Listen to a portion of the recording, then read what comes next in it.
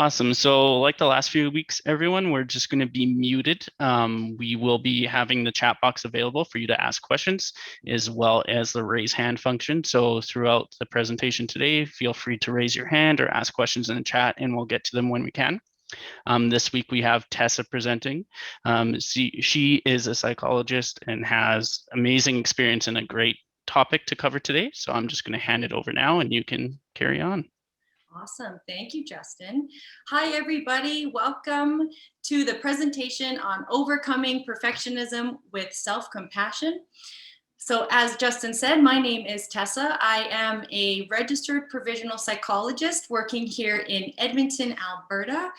And I have had the pleasure of doing some specialized trainings about perfectionism and about self-compassion. And I'm going to do my best to be able to explain these concepts to you and to help you incorporate some new things into your life. Hi, everybody. I see you in the chat. Thanks for saying hello.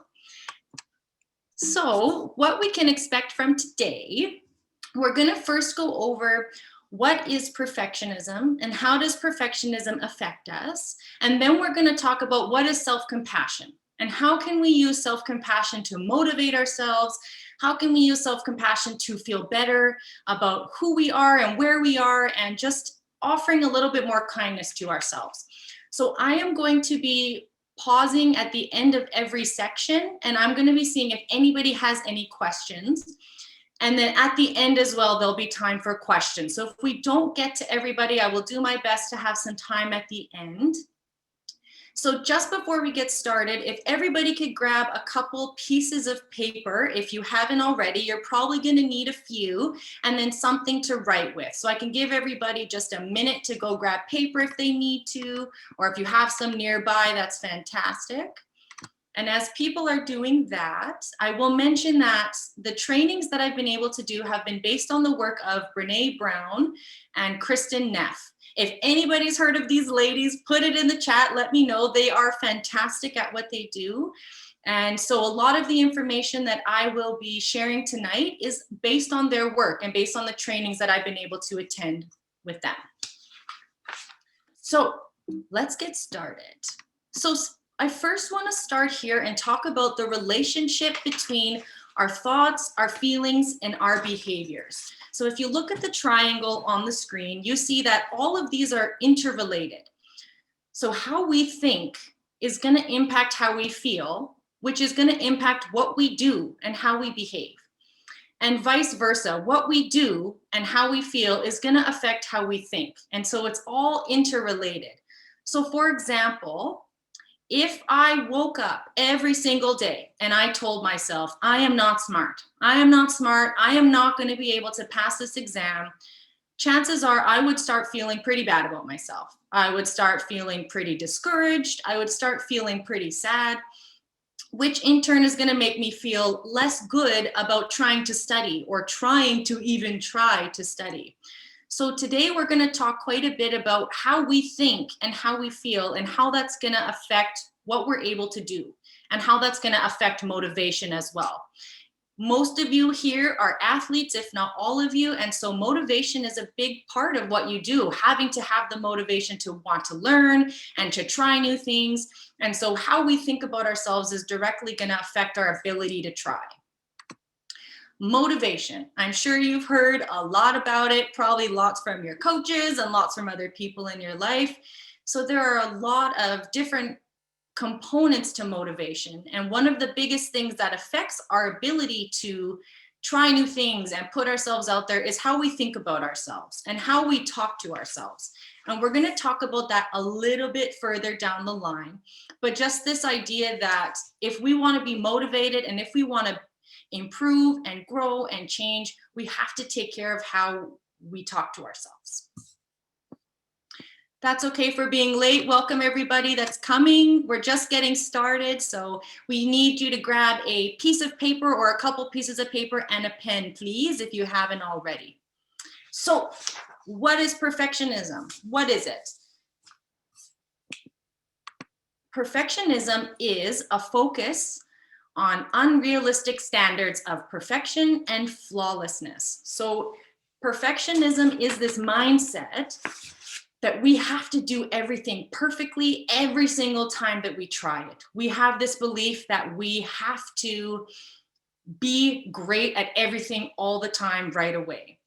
And it often involves self-critical beliefs and a comparison to others. So it often involves us not feeling great about who we are or what we're doing, because chances are we're being pretty hard on ourselves and expecting us to be perfect. And it also involves a comparison to other people. So how are we doing in comparison to how somebody else is doing? Perfectionism is actually the enemy of progress and growth. It gets in the way of us being able to move closer to our goals. It gets in the way of us being able to want to even try, because we're expecting a lot from ourselves and putting a lot of pressure on ourselves. So if you look at the picture on the screen, this is the perfectionism scale. So we want to, with perfectionism, we're expecting to go past even 100%, which is really exhausting. And it's this mindset that unless everything is perfect, nothing is good enough. So let's look at the difference between perfectionism and healthy striving, because they're very different. And I want to pause and just say, there is nothing wrong with wanting to reach our goals and improve ourselves and do better and have healthy goals for reaching new things. But what doesn't help us is when we come at it through that lens of perfectionism. So let's look at the comparison. With perfectionism, it is often about other people. We are more concerned about how other people are seeing us or are caring about us, or how well they think we're doing. Perfectionism also involves a comparison to other people. So it's us looking at, oh, well, how is that person doing over there? Are they better than me? Are they farther along in life? Are they better at bowling than me? Are they better at hockey than me? Are they a faster skater than me? Perfectionism is also impossible. It is not possible for us to be perfect all the time and to be great at everything every time we try it. So it is something that is really exhausting because we can't ever get there. It's like running a race with no end. We're just running and running and running, and we can't actually ever get there. Perfectionism also focuses on results. So it is the idea that we're focused more on getting to the end of the race than actually running it, which is really exhausting as well. When we look at the difference with healthy striving and wanting to reach goals that we have, it's about ourselves. It's for us. So what do I want to do? What do I want to achieve? And what's important to me? Healthy striving is a comparison to ourselves. So it's looking at, how am I doing compared to how I was doing yesterday? And looking at our growth and looking at how we're doing rather than looking at how everybody else is doing around us. Healthy striving for our goals is also possible. We can reach our goals, we can try new things, we can grow and change, and it's a race that we can actually finish. We can get to the end of the line when we're looking to reach new goals. And it's also inspiring as well. Having goals and wanting to change and wanting to grow is part of being human. We all want to improve in some ways, and that's absolutely okay. Healthy striving also focuses on seeing improvement and growth. So rather than focusing on the results, we're looking at how we're doing and how we've grown in the process. So this is what perfectionism sounds like in our heads. I am not good enough. I have to get this right. I am not allowed to fail at this. I cannot make a mistake. I cannot be wrong. I have to do this perfectly. And I should have done better. Perfectionism can also sound like I am a failure, I am bad at this, and there are a lot of ways that it can come into our minds. So if anybody has ever thought any of these things, raise your hand so I can see it on your screen. If you've ever thought some of these things, if you've ever been in this space where you're talking like this to yourself, I see lots of hands, me too, I did it today. We're all in it together. This is something that it's easy to talk to ourselves that way. And it's easy to fall into that space of talking like this. And we're going to talk about how to shift that. How do we get out of perfectionism and how do we be kinder to ourselves? If anybody has anything else that they can add to what perfectionism sounds like, put it in the chat. Tell me if there's other things that you've thought to yourself that aren't on the screen, and share it with everybody. If you're comfortable, you don't have to.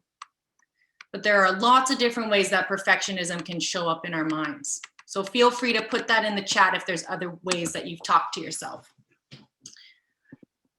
Okay, perfectionism is absolutely a roadblock to progress. It is not going to help us reach our goals. It is not going to help motivate us. It's going to do the opposite. It's going to get in the way of us feeling like we can even do anything, because there's so much pressure to be perfect and to get it right, and we don't leave a lot of room to grow and to change. So as we step away from perfectionism, we're able to move closer to learning and growing and changing, and we're allowing ourselves to make more mistakes. Yes, Matthew, you're right. Negative thinking. Exactly. Yes, that is what it is.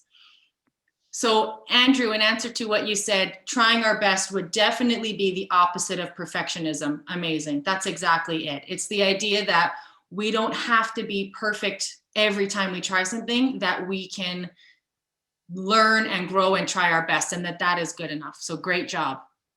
Megan, how could I learn for myself to learn about compassion towards others or friends? Megan, great question. That's my next section. I'm going to get there in like 2 minutes.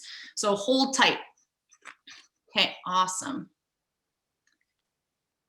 Awesome. Lori, yeah, believing in yourself and in your team. Excellent, excellent. Parents criticizing, yeah, that's not okay either. Perfectionism is negative. So good job, guys. So excellent work. So what we're going to do is we're going to move on to self-compassion. If you have any questions about perfectionism, put it in the chat for me now, and I'll do my best to get to it before we move along. So that's a really brief overview. Tia, I think it is, did you say talk to myself about getting not so jealous? Yeah, that's great. That's really great. You're already sort of trying to shift the talk there in your mind. That's wonderful. So you guys are all right that perfectionism is negative. It does not feel good. It is not something that helps us feel good about ourselves. Yes, great job. Great job, everybody. So we're going to move along. If there's any questions, Justin's going to record them for me, and I will get to them at the end. Alex, do you have your hand up for a question? Yes. Okay, sorry, go ahead. So perfectionism means that talks about negative. For example, like negative behaviors. Yes. Yeah. And negative thinking. So the idea that if you, Alex, are not perfect all the time, there's something wrong with you. That's what perfectionism is. And that is the idea that you are not good enough if you are not perfect at everything all the time. Does that make sense? Yes. Awesome. So I started having like negative emotions to begin with. Did you say negative emotions? Yes. Yes. Just mainly episodes. Yeah. And like we talked about at the beginning, the feelings that we have can impact how we think about ourselves as well, right? Agreed. And so finding a way to take care of yourself in those moments and and we'll talk about that later, how we can be kinder in those moments. The moments of struggle are going to happen, right? It's life. We're all humans. Life is hard, but this idea that how can we help you be nicer to yourself when there's struggle? Does that make sense? Makes sense to me. Awesome. Thank you so much for your question. Damien, welcome. We just were overviewing perfectionism. Thanks for the question. Amazing. So Damien, we're just talking about perfectionism is this idea that we have to be perfect at everything all the time. So now we're moving into self-compassion. So put your hand up if you've ever heard of self-compassion. Let me see if you've heard it. Do you know what it is? Oh, lots of hands. Woo. Got some smart people here. I love it. Self-compassion. Amazing. So let's talk about it. What is it? Self-compassion. So this is from the work of Kristen Neff. So she says self-compassion is being warm and understanding towards ourselves when we suffer, when we fail, or when we feel inadequate. rather than ignoring our pain or hurting ourselves with self-criticism. So what she's really saying is self-compassion is the opposite of perfectionism. Self-compassion is the opposite of negative thinking. Some of you have talked about the negative thinking that you've had, the negative feelings. Self-compassion is the opposite of those things. It's this idea that rather than being unkind and rather than being critical of ourselves or hard on ourselves when we're struggling, we're coming at it from a kinder, more understanding way for ourselves.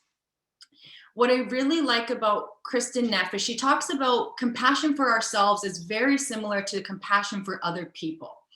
So what we need in order to be compassionate for other people is, number one, we have to notice that people are struggling. We have to see that someone is sad or hurt or suffering in some way. So we have to acknowledge the suffering. The second thing is we have to be moved by it in some way. We have to think, oh, wow, my friend is really, really sad today. I think she might need my help. I think she might need me to maybe step in and offer some support. So we have to see the struggle. We have to want to help. And then number three, we have to help them. So having compassion means we're being kind to that person. We're encouraging them. So if you think about how you would talk to a friend who was sad, a friend who had failed at something, a friend who wanted a job and did not get it, what would you say to that person? How would you offer them kindness? That's what compassion is. And when we use self-compassion, we're taking all that kindness and we're taking all that understanding and we're putting it towards ourselves because we deserve compassion just as much as everybody else. And so it's this idea that when we move towards self-compassion, we understand that it's hard being human. Being a human being is really hard. I think being a human in this last year especially has been very hard for people. So looking and realizing that, yes, we are going to suffer, but that being imperfect and suffering is part of the human experience. Good question about self-esteem. I will get to that. That's a great question. Awesome. Yeah, Danielle, great. So exactly that idea of if we're going to listen and be kind to our friends and our family, we can turn that on to ourselves as well. So when we look at how we're going to do that, we need to notice that we're struggling. We need to acknowledge that this is really hard and I need to take a break or I need something. I need to be kind. So rather than expecting ourselves to toughen up, push through it, ignore the fact that we're suffering, we want to acknowledge the suffering and we want to be kind. Okay, so that's the very quick overview of self-compassion. So let's talk about some of the myths about self-compassion. There's a lot of myths out there. So these are myths. These are things that people say about self-compassion that are not true. So number one, self-compassion is a form of self-pity. Number two, self-compassion is weakness. Number three, self-compassion is laziness. Number four, self-compassion negatively impacts motivation. And number five, self-compassion is selfish. These are not true. This is not what self-compassion is. Self-compassion is not laying on the floor and giving up after a hard day. That's not what it looks like. Self-compassion is this. And self-compassion, it actually increases our ability to focus on ourselves. It helps us understand ourselves better. It helps us be kinder to ourselves. And it actually increases our strength and resiliency. So resiliency being the ability to bounce back when things are hard. So if we stumble in a race, if we fall down on the ice when we're playing hockey, we get back up. We don't get upset about it. We get up. We go, okay, we can do this. We can move through this. That's okay. Everybody falls. Ice is slippery. It's normal. So that idea that it's actually going to help us be stronger and make it easier to bounce back in the long run. Self-compassion also leads to healthy striving of goals. So when we are self-compassionate, it is easier for us to reach our goals. It is easier to be motivated to try and to grow. And so it increases that motivation because there's less pressure to be perfect. We are allowing ourselves more room for error so we can learn from them. So great suggestions in the chat, everybody. I see you in there. Good work. And the last one is self-compassion actually leads to more support and care in relationships. The more that we learn to care about ourselves, the easier it is to also care about other people, to see that other people are also struggling. So let's talk about the 3 components of self-compassion. So this is again based on the work of Kristen Neff. She has done a lot of work in self-compassion and she's a brilliant human. So the first component of self-compassion is this idea of self-kindness. So again, self-kindness is treating ourselves with care and understanding rather than being critical, rather than being mean to ourselves. We are being kind. And the point of self-compassion or self-kindness is to alleviate suffering. It's to alleviate sadness. Meditation is great, Wyatt. I saw that. That's awesome. Good job. And so when we're self-kind, we're talking to ourselves the same way we would talk to a friend if somebody was struggling. The idea of common humanity, the second component of self-compassion, is that we see that we are all human beings and that sometimes being human is hard and we might suffer and we might fail and we might not be where we want to be, but that rather than isolating or being alone or retreating from other people, we want to connect with other people in those moments of struggle. We want to reach out and talk to people about what's going on with us because everybody knows what it's like to fail and everybody knows what it's like to suffer sometimes. Mindfulness. Who has heard about mindfulness? I've heard about it so much. Mindfulness. Yes, I see lots of hands. Awesome. So I'm not going to talk about this too much because mindfulness is everywhere, which is great. What I'll say about this with self-compassion is mindfulness is being aware. It is being aware of how you're doing. It's checking in with yourself. It's allowing yourself to feel those hard feelings and then move through them with more kindness. So we don't want to ignore the hard feelings or the negative feelings. We want to be able to know that they're there and then move through them. So that's what mindfulness is for self-compassion.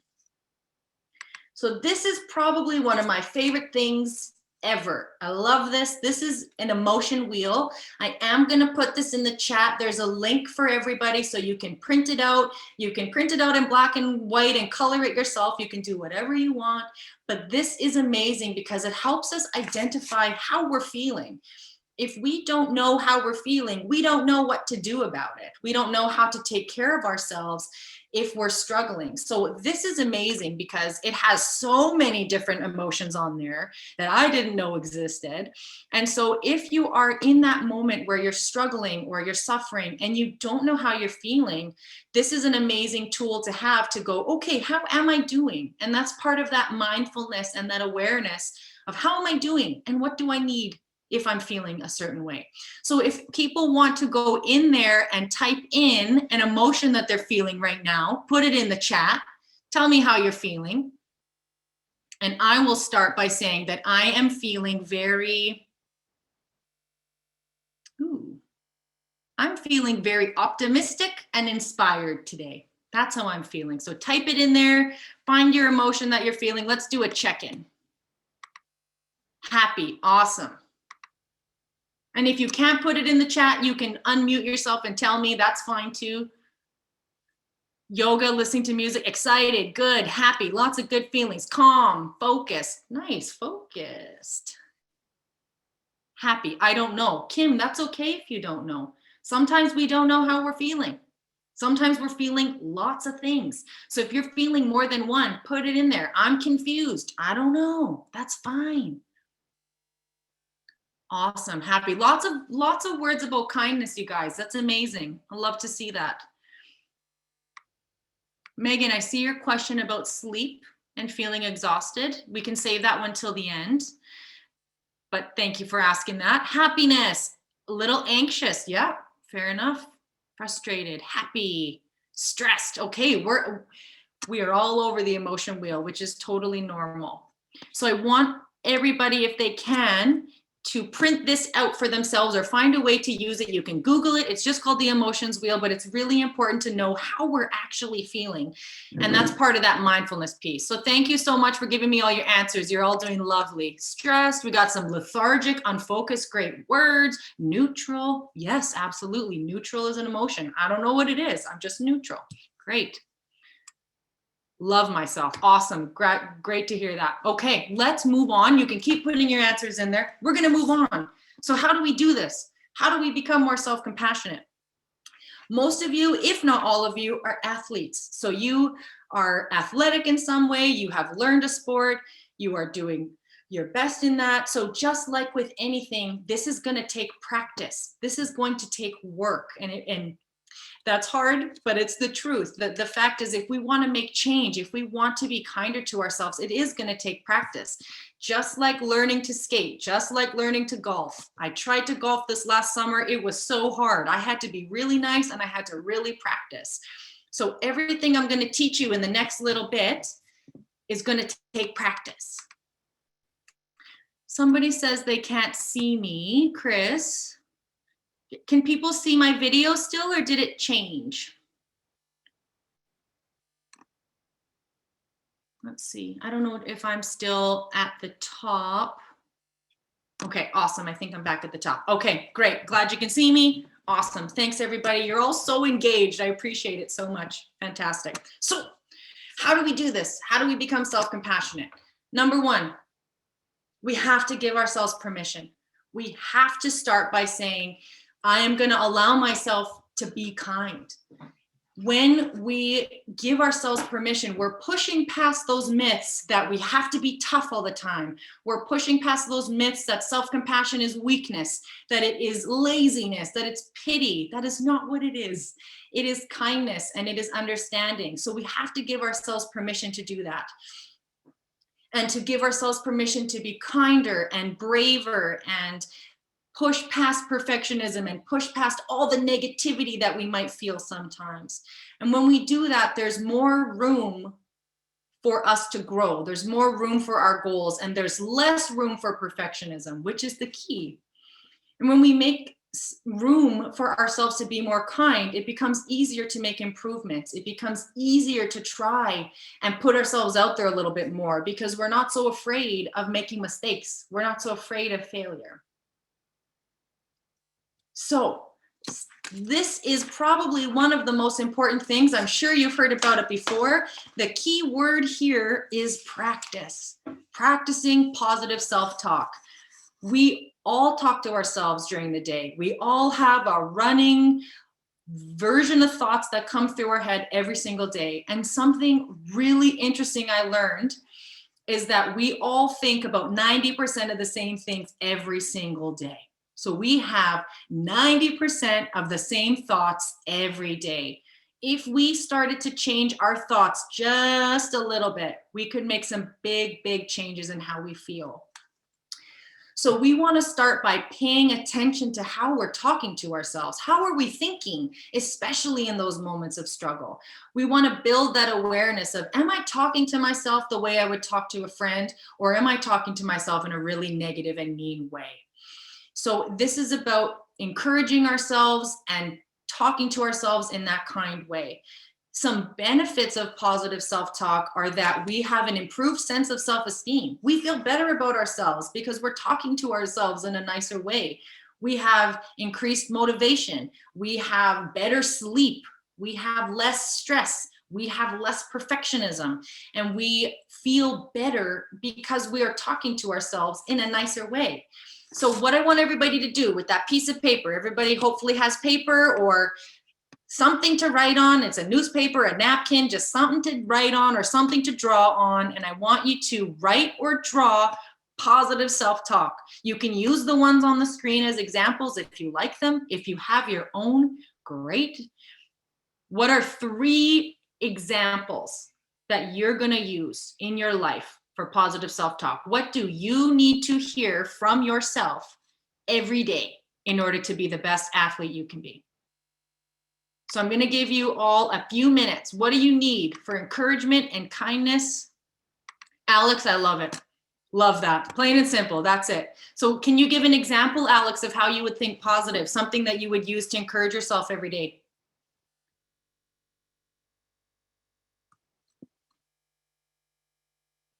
Are you trying to unmute?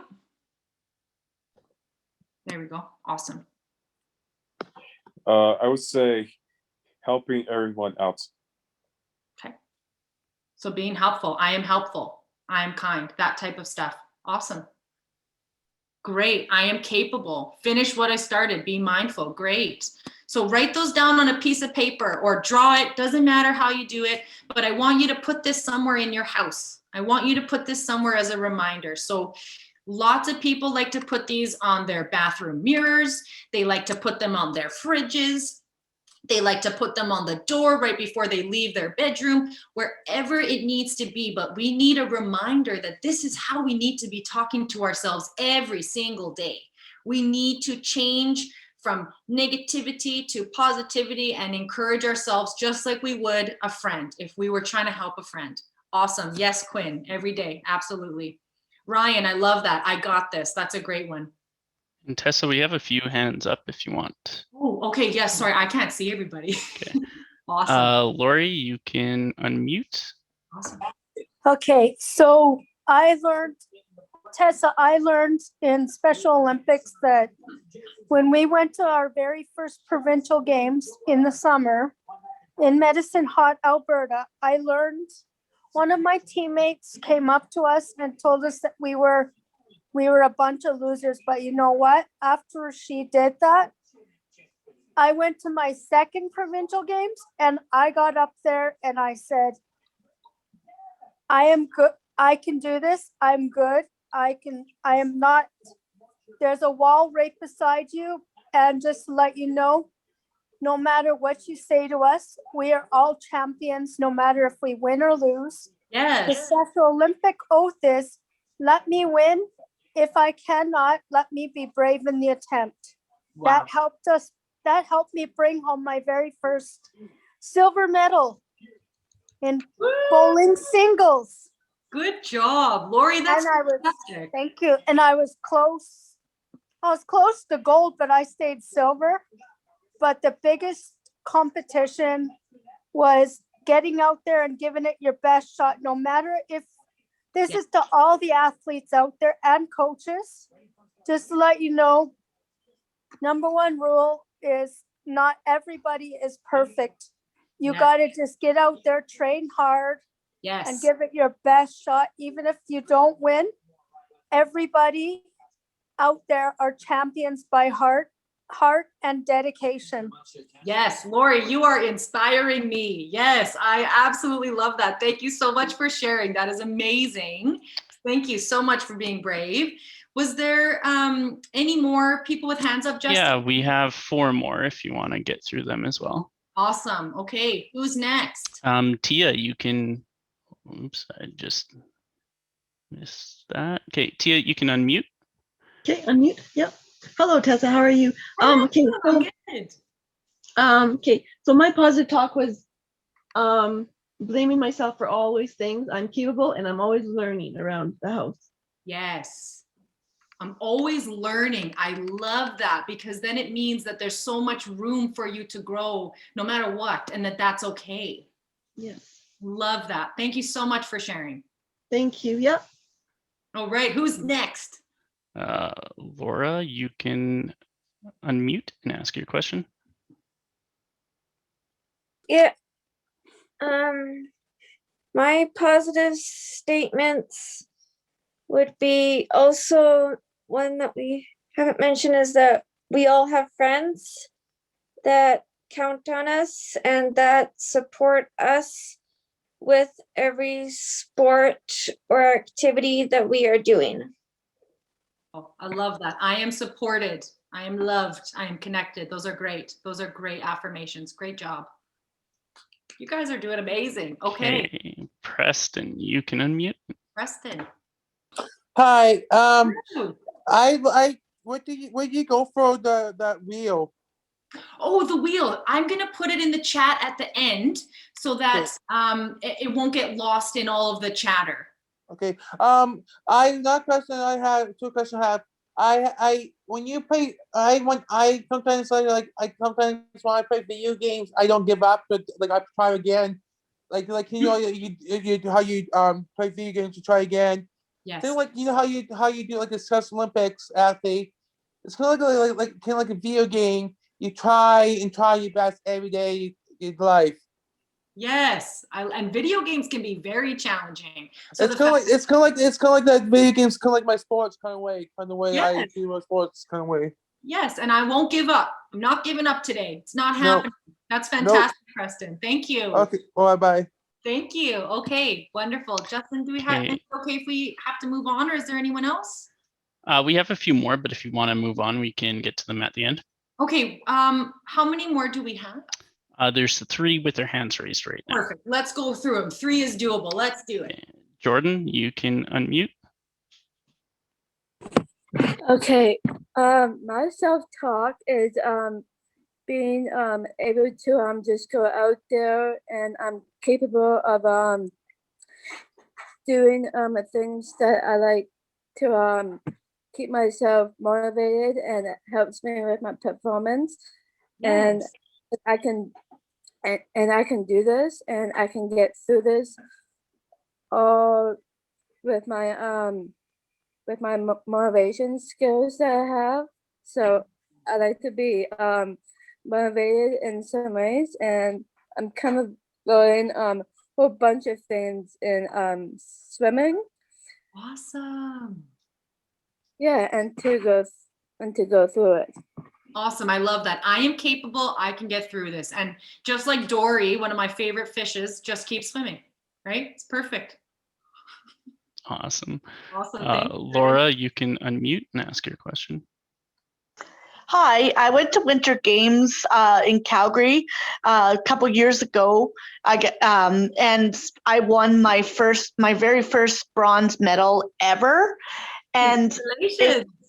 oh, thank you. Yeah, it felt so good because I had never ever won a medal before, and it was just the feeling from everyone that was there, and then my team ended up winning silver for Red Deer.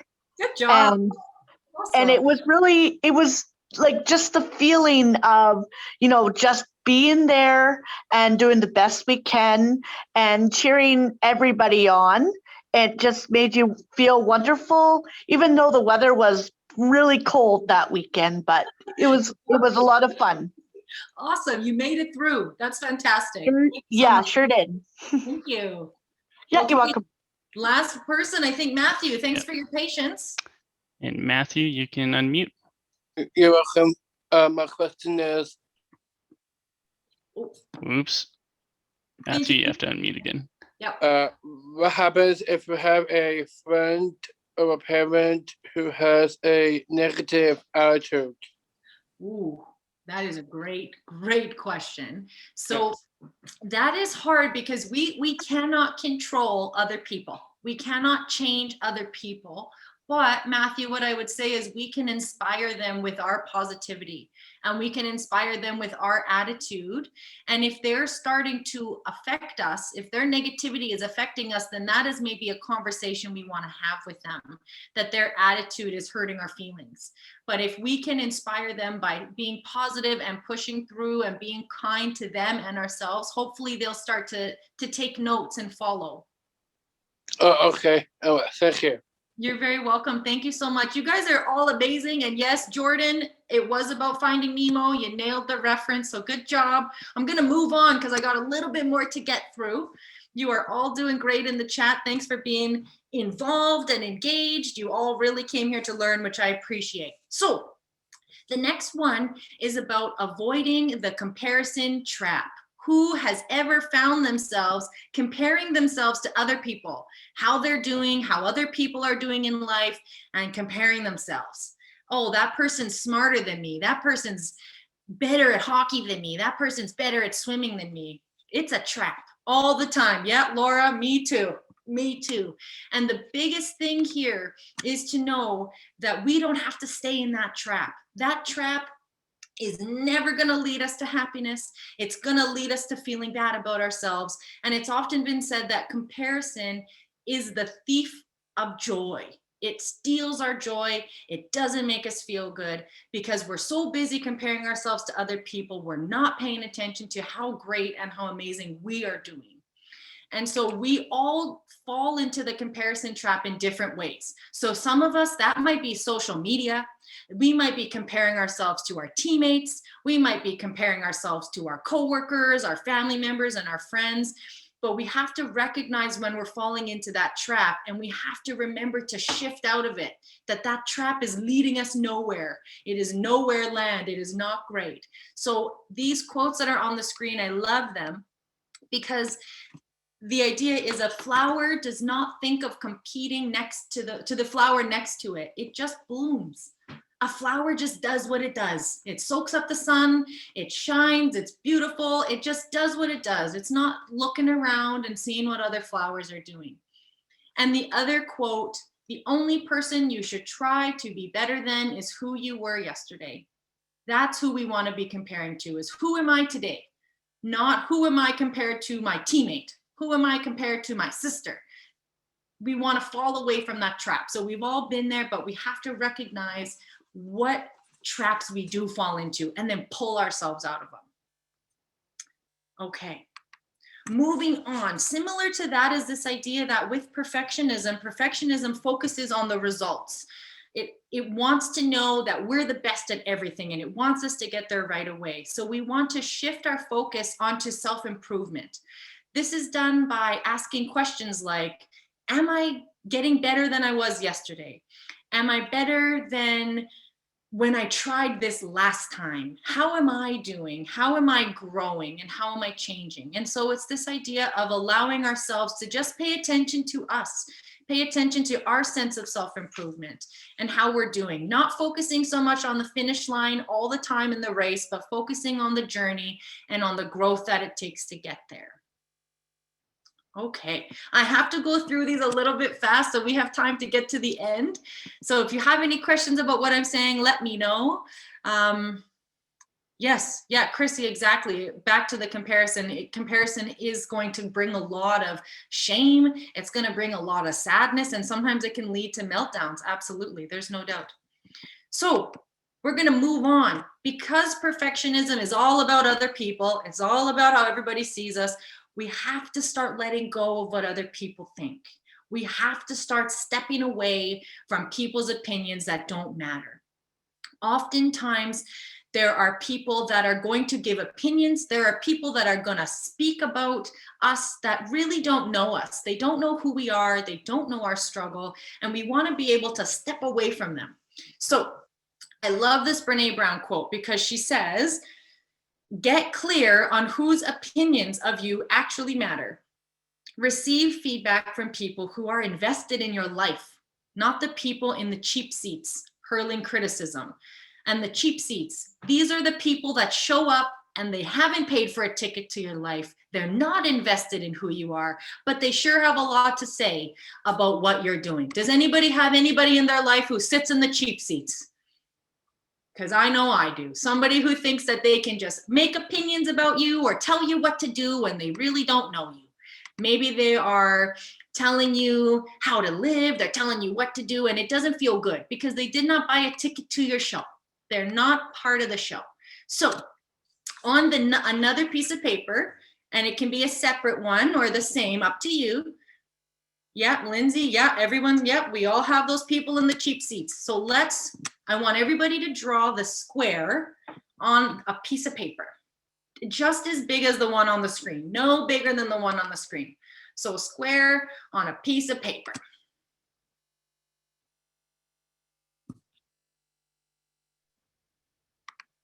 Awesome. And if you need more paper, go get it, no problem.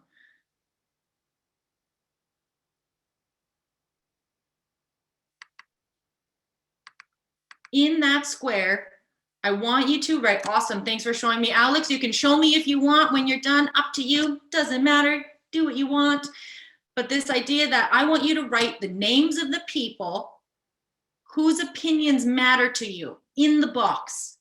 Whose opinions matter to you the most, and put them in the box. And if you need to draw their face, go ahead, put their names, put their faces, but they have to fit in the box. It does look like a stop button, Will. Good call. So who matters to you? Put them in the box. And I'll give you a little bit of time for that, because this is, usually I would give you lots more time for this, but we got to go through it a little quick. So who matters?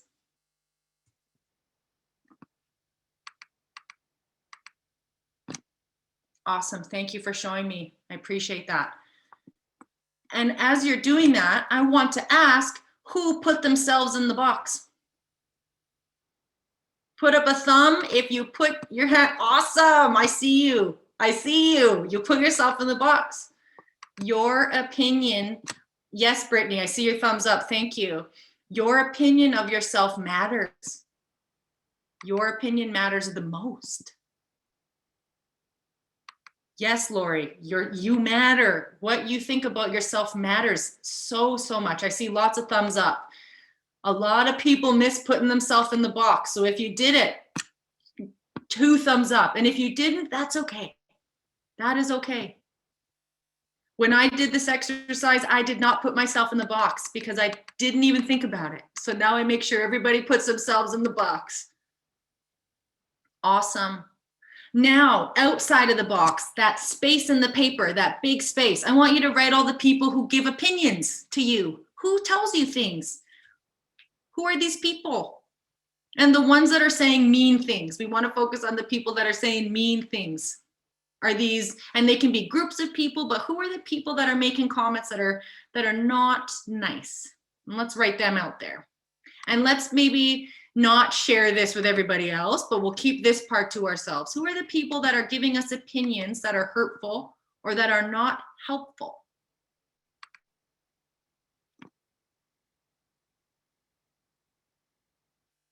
Who's in the cheap seats right now?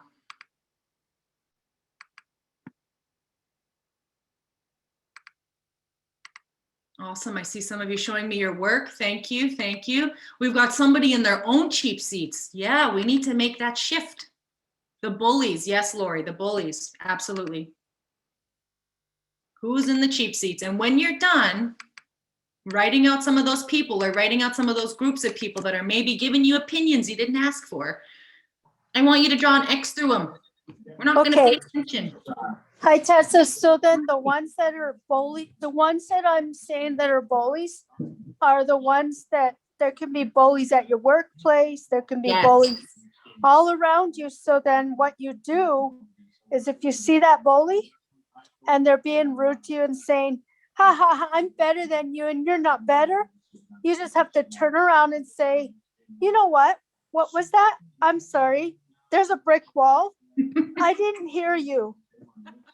Don't let others get to you, because if you let other people get to you, then they're going to win. But if you make them think, haha, you can't get to me, I'm not listening, then you know what? They'll walk away and say, huh? She's not easy. And they'll go and try and bully some more people, because once a bully, always a bully, and they never grow up. I was bullied all in school and everything because of the way I was, way I looked, felt, and everything. People would beat me up. But as I got older, I turned around and said to the ones that bullied me, you know what? Look at me now and look at you. I've grown into somebody that you guys didn't think I could. I've gotten stronger, tougher, and just because you're a bully doesn't make you perfect. Yes, and Lori, first of all, I'm sorry to grow up. And I'm sorry that you had to go through that there were people that thought they could make comments about who you are as a person. That's not okay. I'm sorry that happened. But you give an amazing example of, I'm not listening to the cheap seats. You did not buy a ticket to the Lori show. You don't get to join, right? You don't get to join my show because no bullies allowed. No bullies allowed. Exactly. Only positive, and people that are going to be nice. Yes, exactly. So all those people that are in your cheap seats, in your papers, I want you to X them out, put an X through them. Nope, you're not getting a seat to my show today. And so that's the idea. When you are going through life, I want you to ask yourself, who is in my box? Who is actually somebody that I care about and I care about their opinions? And people in your box can change, they can evolve, you can add people, you can change things, but asking yourself who actually matters and then letting the rest of the opinions go, because those opinions are gonna hurt us and they're gonna keep us from being able to be kind to ourselves and to move forward. So I'm gonna have to move on to my last slide. We're almost done. And then I know some of you have asked for the password, which I will give to you, I promise.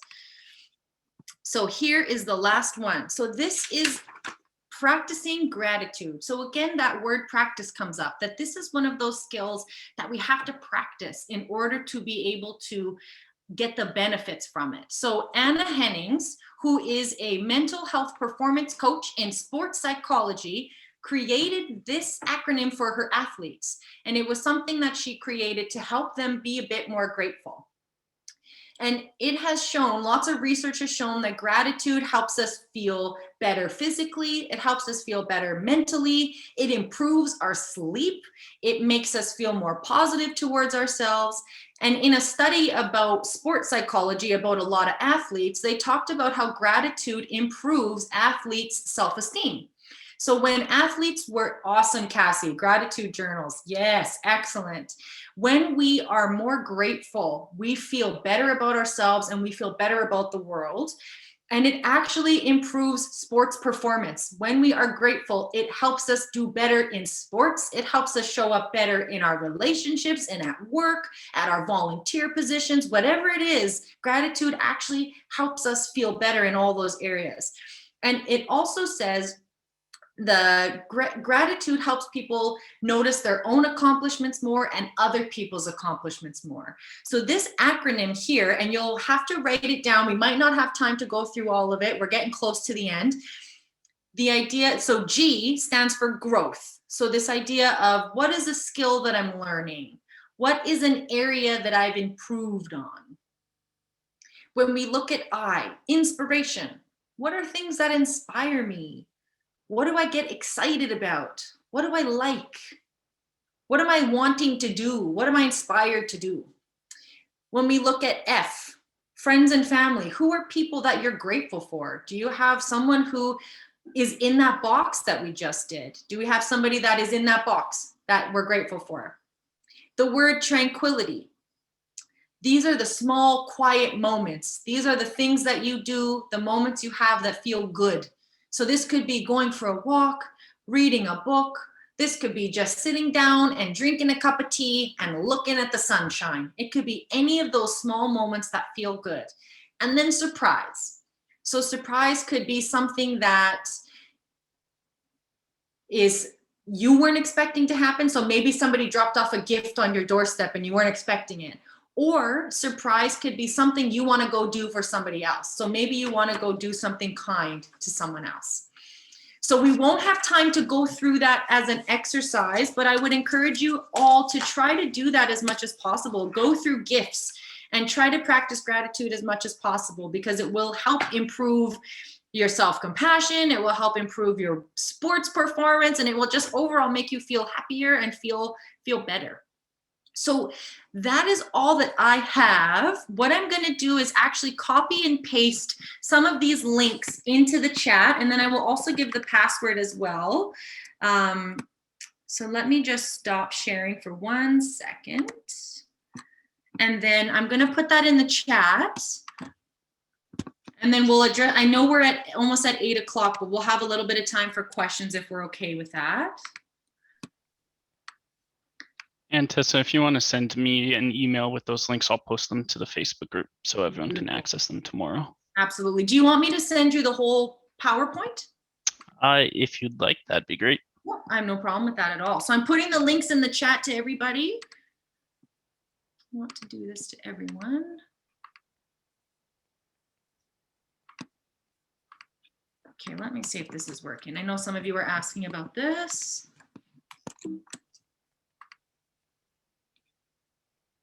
Okay.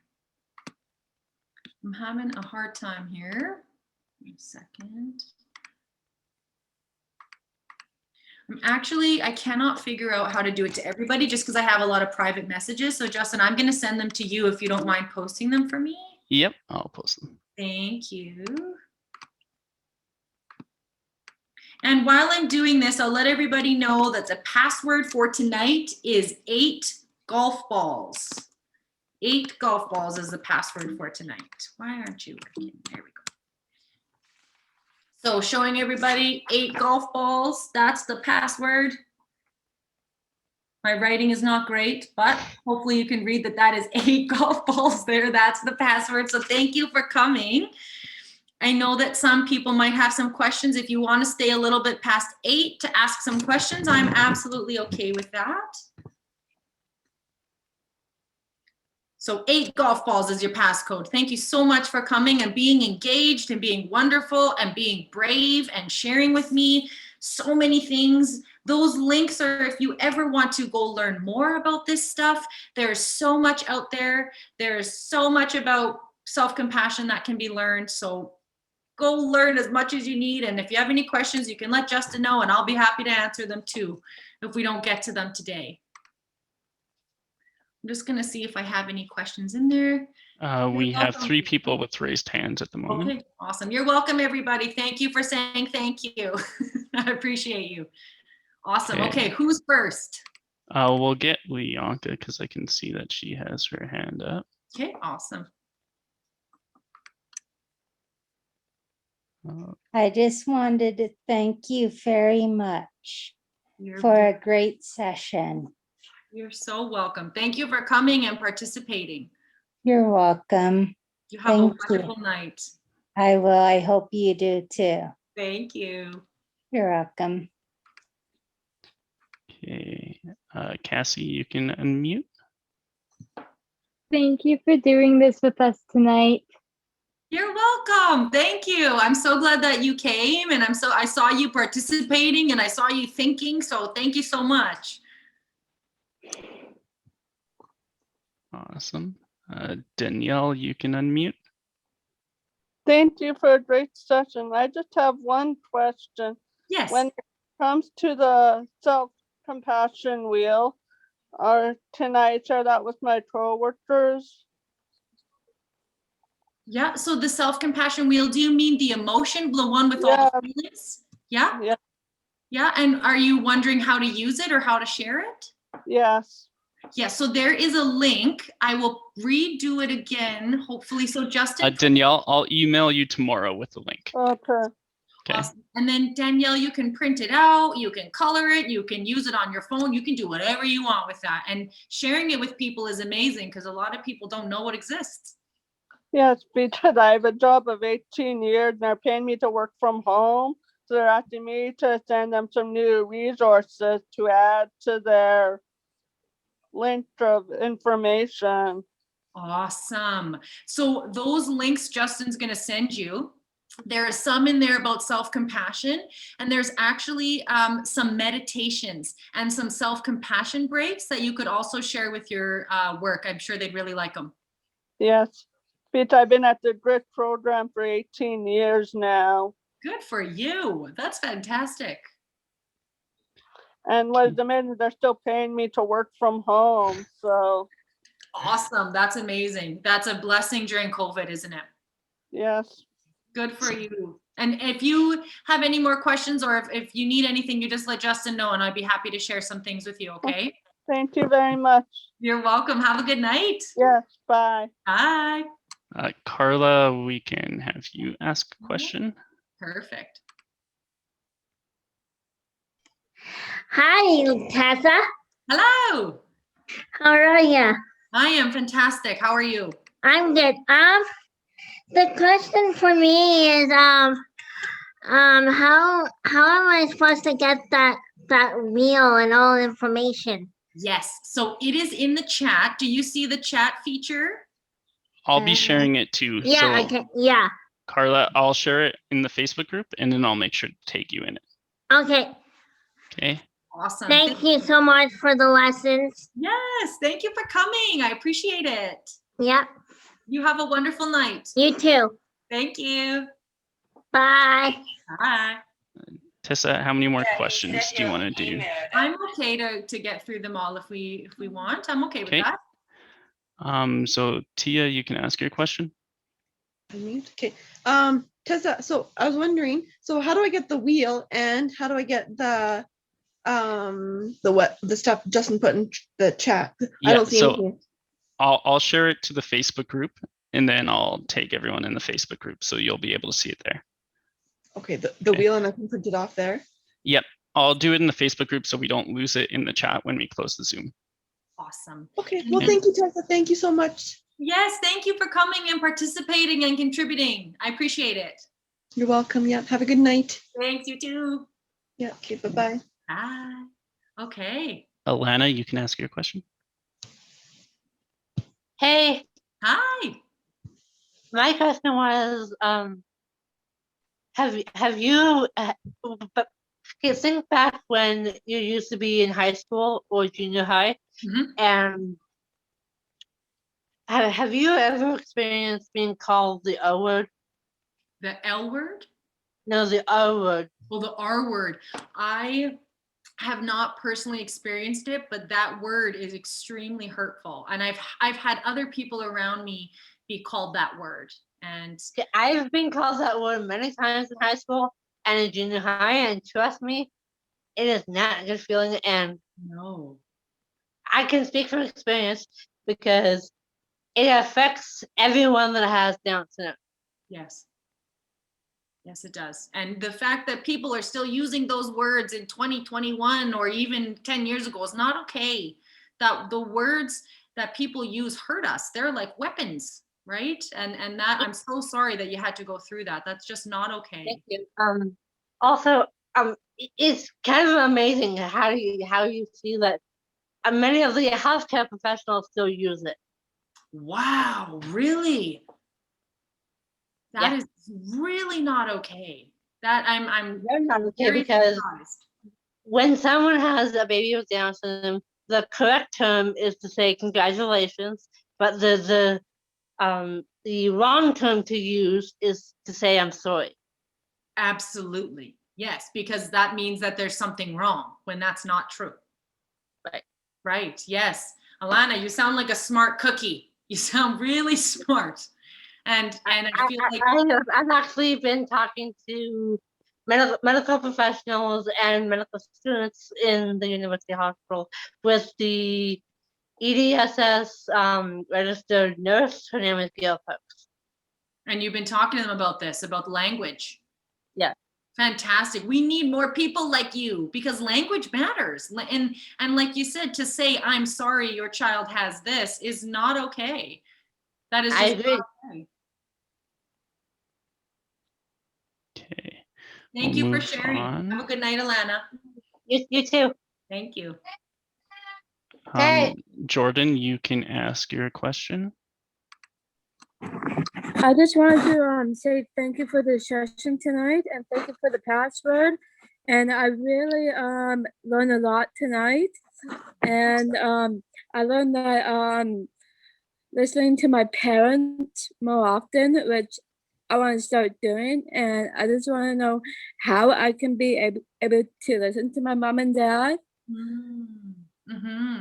Is there something specific, Jordan, that you want to listen about? Is there something that you're struggling with? Well, a little bit, kind of.